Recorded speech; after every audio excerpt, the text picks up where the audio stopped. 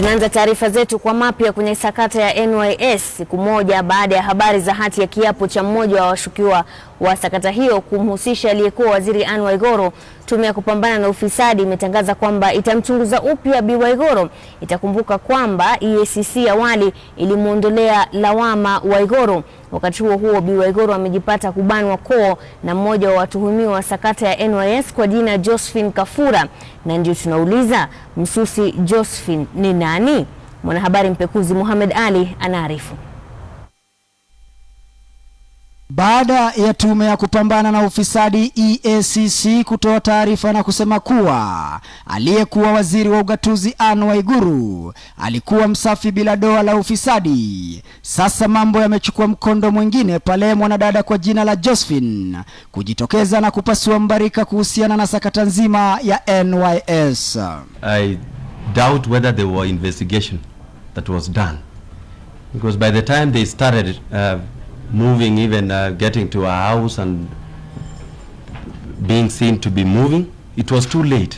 Katika nakala yake kupitia wakili wake, Josephine amewataja wahusika wengine waliochangia sakata hiyo, akiwemo mshauri wa rais Mutahi Ngunyi, dadake Anne Waiguru Lois Nyamumbarire, Adan Harake, Hassan Nur, mkurugenzi wa mipango ndani ya wizara ya ugatuzi, na mwenyekiti wa zabuni pamoja na msaidizi wa Anne Waiguru Betty Maina. Lakini lisiloulizwa na wengi ni je, Josephine ni nani?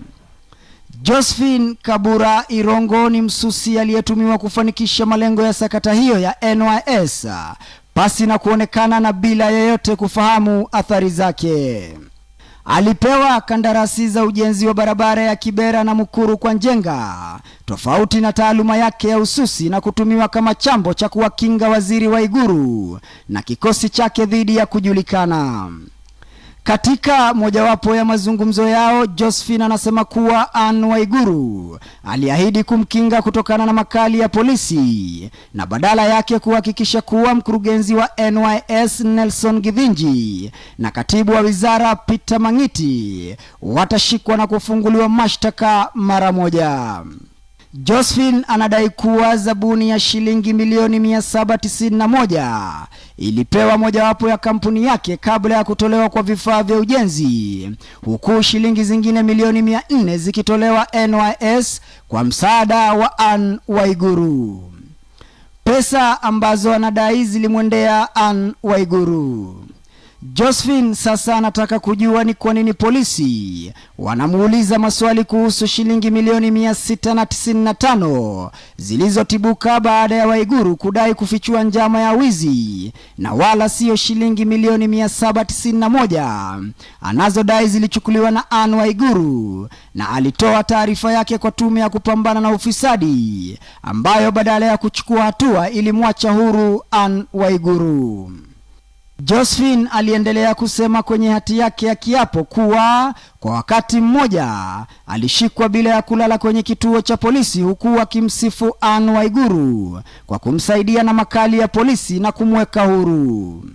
Taarifa hizi zimejiri baada ya Josephine kudai kunyang'anywa mali yake na madalali wanaofuatilizia madeni, huku wahusika wakuu wa ufisadi waliofaidika wakiachwa kupumzika huru na kuendelea kuponda mali ya Wakenya walipa ushuru.